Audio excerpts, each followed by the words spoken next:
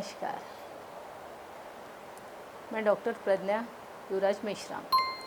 स्वागत है आप लोगों का हमारे इस यूट्यूब चैनल पर। हमारा उद्देश्य है आप लोगों को स्वस्थ रखना और इसी उद्देश्य के साथ 16 वर्षों से हम जो प्रयास कर रहे हैं हमारे आयुर्वेदिक क्लिनिक के माध्यम से, जिसको आपने बहुत ही प्रेम पूर्वक सहयोग दिया है, वही सहयोग आप हमें हर बार देते रहे। इसी कामना के साथ इस यूट्यूब चैनल के माध्यम से ये वीडियो हम आपको दे रहे हैं। जिस प्रकार आपने सुना ही होगा, prevention is better than cure. Disease होने से पहले उसे ठीक करना, और यही हमारे संहिताकारों ने ईस्वीसन पूर्व 1000 साल पहले लिखा है। चरक संहिता में सूत्रस्थान अध्याय 30वां, उसमें चरक मुनि जी कहते हैं कि आयुर्वेद के प्रायोजन यानी आयुर्वेद के उद्देश्य दो तरह के हैं। और पहला सर्वप्रथम उन्होंने रखा है कि हम स्वस्थ व्यक्ति के स्वस्थ रखें, और दूसरा उद्देश्य उन्होंने बताया कि बीमार होने पर उसकी चिकित्सा करें। लेकिन प्रथम उद्देश्य रखा हुआ है स्वस्थ व्यक्ति के स्वास्थ्य की रक्षा करना, और इस स्वास्थ्य की रक्षा के लिए उन्होंने उपवास बताया है। चरक संहिता में 28वें अध्याय में लंघन चिकित्सा कही है, उसमें उन्होंने उपवास का वर्णन किया है। उपवास तो बहुत आ रहे हैं, कंटिन्यू हर धर्म हर कम्युनिटी में उपवास आ रहे हैं, लेकिन ये उपवास कैसे करें? एक्चुअली हम लोग भगवान का नाम लेकर उपवास करते हैं, लेकिन यह जो भगवान हैं उनके नाम से जो हम उपवास कर रहे हैं, उसके साथ ही हमें करना चाहिए, हमारे अंदर जो भगवान बैठा हुआ है उसे भी स्वस्थ रखना चाहिए। सबसे पहले इम्पोर्टेंट है कि उपवास क्यों करें, दूसरा बात उसके फ़ायदे क्या होंगे, तीसरी बात क्या खाना चाहिए और क्या नहीं खाना चाहिए। इन चारों का संगम करके हमने बनाया इस वीडियो को, जिससे आपके मन में जो शंकाएं है वो पूरी तरह से दूर हो जाएंगी। और इस वीडियो के माध्यम से उपवास में भगवान की अर्चना के साथ ही हमारे जो शरीर की अर्चना करनी है वो भी पूरी हो जाएंगी। स्वास्थ्य और सेहत दोनों एक ही चीज़ से मिलेंगे हमें। इसमें सबसे पहले है कि क्यों करना चाहिए। हम दिन भर खाते रहते हैं, और ये खाने का जो पचन होता है उसका सबसे मेन हिस्सा होता है यकृत, और यकृत पर यानी लीवर, इस पर कंटिन्यू वर्किंग बढ़ते जा रही है।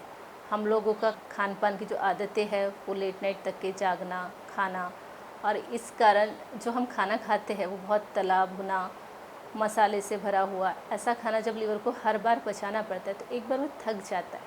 हमें भी चाहिए होता है ना एक हैप्पी संडे, ताकि आगे के 6 दिन हम बहुत अच्छे से निकाल पाए। तो इसी तरह हमारी बॉडी को भी एक हैप्पी संडे दीजिए, यानी उपवास कीजिए एक दिन। लेकिन ये उपवास के कुछ नियम होते हैं। उपवास के फ़ायदे क्या होते हैं, आयुर्वेद में बहुत ही सुंदर वर्णित है कि उपवास करने से होने वाले फ़ायदों के बारे में। क्यों करना चाहिए ये तो मैंने बता दिया। एक दिन हैप्पी संडे बनाना है, हमारी बॉडी को, लीवर को स्पेशली एक दिन काम नहीं देना है, ताकि वो बचे हुए काम कर पाए और वो फ्रेश हो जाए। हमारी बॉडी का मॉनिटर होता है लीवर, तो इसे हम लोग एक दिन आराम देंगे।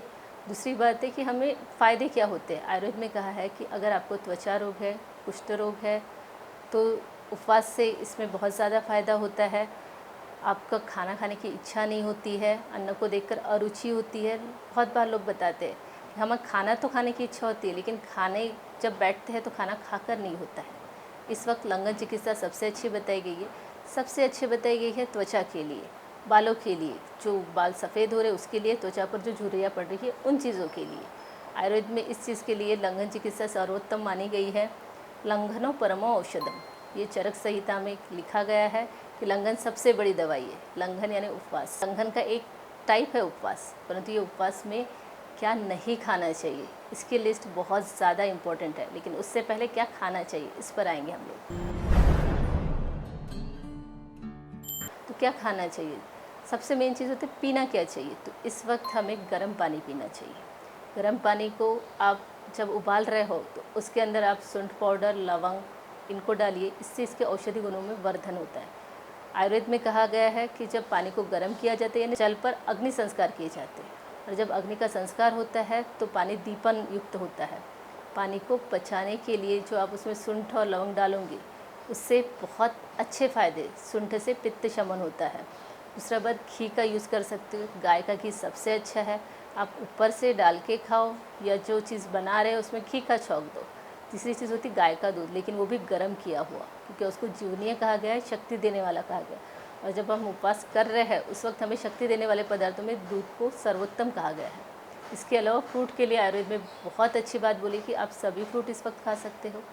हमारे लीवर के लिए ये सबसे बड़ा टॉनिक हो जाएगा। लेकिन जूस पीने के लिए आयुर्वेद में मना किया हुआ है, क्योंकि जब हम फ्रूट को खाते हैं तो उसे चबाने के साथ हमारा जो सलाइवा होता है, जिसे लार कहते हैं, ये सलाइवा खाने के साथ आपकी बॉडी में जाकर बहुत अच्छे से पचन को करता है। लेकिन जब ये जूस फॉर्म में जाता है, हम उसे सीधा पी जाते हैं, जिसमें सलाइवा मिक्स नहीं हो पाता है और वो पचने के लिए भारी बन जाता है।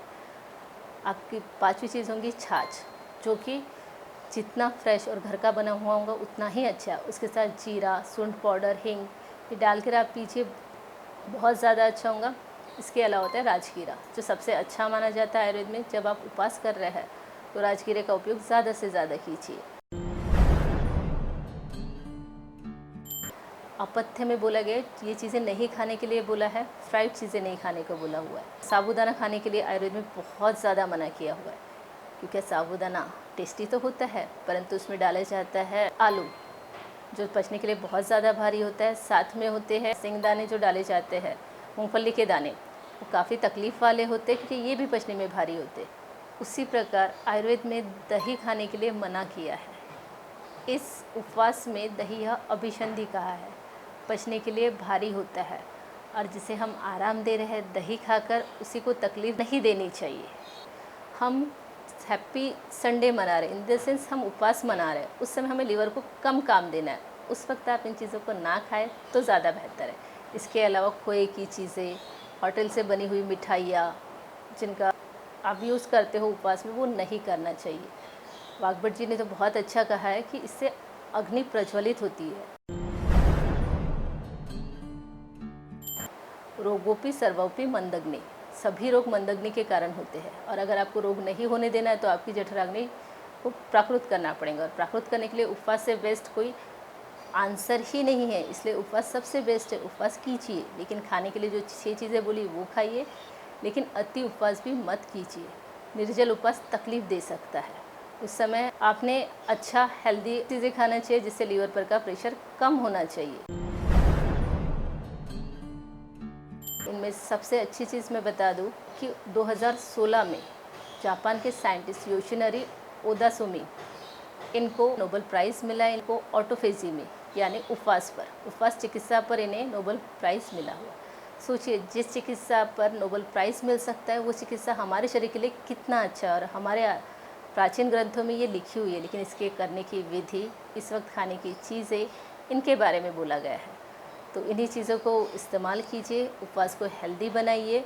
और सबसे अच्छी चीज़ होती है कि अगर कोई चीज़ आपको अच्छी लगे तो आप ज़्यादा से ज़्यादा शेयर कीजिए इस वीडियो को, ताकि जो उपवास कर रहे हैं उनको एक अच्छा प्रॉपर गाइडेंस मिल पाए और एक हेल्दी फास्टिंग कर पाए, तो हम हमारी बॉडी को एक नोबेल पुरस्कार ज़रूर दे सकते।